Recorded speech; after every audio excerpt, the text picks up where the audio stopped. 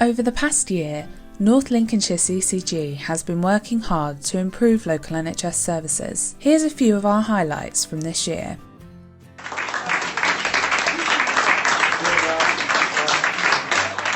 Our country recorded its first cases of coronavirus COVID-19 at the end of January 2020, and 2020 then went on to become the most challenging year in the history of our National Health Service.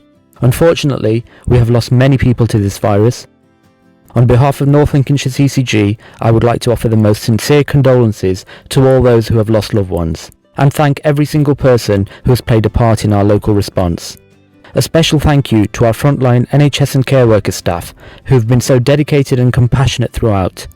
North Lincolnshire has done really well in the battle against COVID-19, and everyone should feel proud.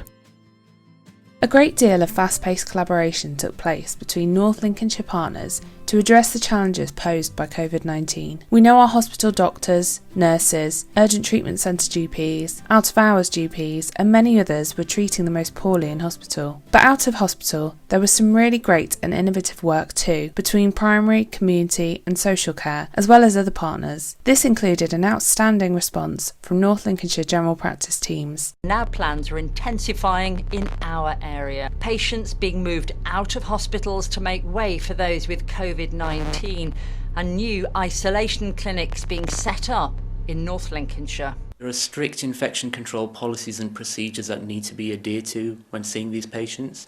We need to have plentiful PPE, personal protective equipment. Sometimes there needs to be a separate entrance for people with suspected coronavirus to come into, a separate exit also. The hot clinics or isolation clinics, when they were set up, were actually seeing patients face to face, full assessment with proper PPE. So we were seeing these patients with suspected or confirmed COVID after 6:30 in the evening when the normal surgery is shut and nobody's around. We took maximum precautions where the patient used to wait outside before they were called in, and they were led by the clinician straight into the room with a minimal contact with the surroundings. So the COVID clinic was set up in a very short space of time, making great changes to the way we work, to be able to see patients in practice with the correct PPE so that the patient and the staff were all protected. COVID-19 provided an opportunity to enhance the support provided to our care homes, but also to continue our great work with key partners such as North Lincolnshire Council and Public Health. Throughout the COVID pandemic, we've received a massive amount of support from the CCG. This has included regular telephone calls ensuring that we're okay for PPE and if we need any ongoing support. CCG have also provided us with all the equipment to enable our residents to have their observations done within the home.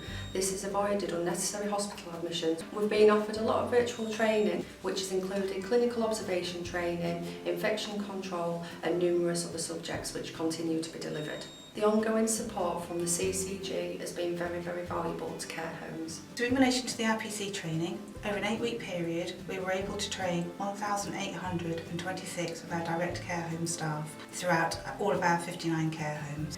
The CCG nursing team also provided support visits to any of our care homes where they had residents who had been confirmed positive to COVID. So in addition to this, our colleagues in the local provider development team and the local authority made daily telephone calls to every care home. The CCG also commissioned a community response team with a GP providing 7-day cover for any immediate concerns or actions which were required for residents within the care home. At the beginning of the pandemic, many healthcare services quickly switched to digital consultations and solutions. COVID has had a massive impact on all of us and the way that services operate. So it's been really important that digital technology and IT become a supportive enabler. We've introduced new agile ways of working.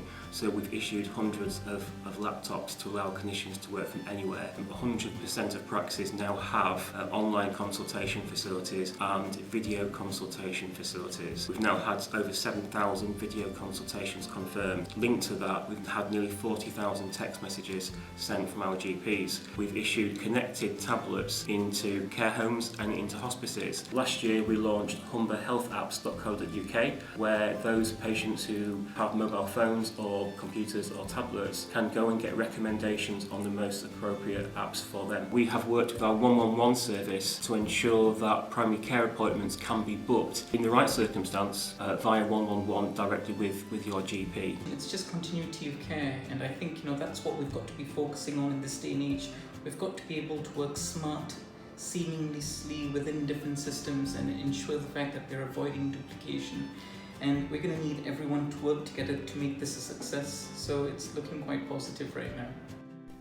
Alongside the mental health charity Mind, we launched The Haven, an initiative to provide late night support and safety for people with mental health problems in Scunthorpe. I work on the Haven project as a lead support worker, which has involved us doing a lot of face-to-face work with people with mental health difficulties, crisis prevention and crisis support, hopefully alleviating some of the pressures on accident emergency, the statutory mental health services. Generally we would meet, we have groups, group activities, peer support sessions, mental health focus sessions, as well as art and craft, and just talking time and company and reducing that isolation for people with mental health problems.